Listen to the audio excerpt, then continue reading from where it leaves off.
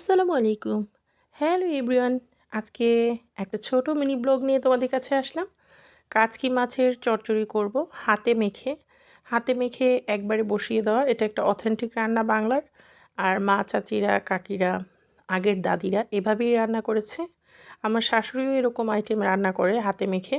আমিও রান্না বসিয়ে দিলাম। কাচকি মাছ আমাদের পরিবারের সবার ফেভারিট আর খুব পছন্দ করি আমরা। কাচকি মাছের রান্না করছি।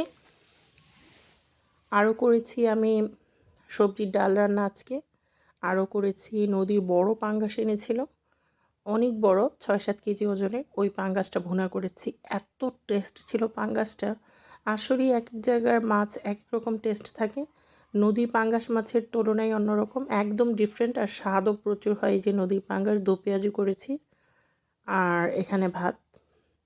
আলহামদুলিল্লাহ আমাদের লাঞ্চে যা যা ছিল তার জন্য আল্লাহ দরবারে শুকরিয়া।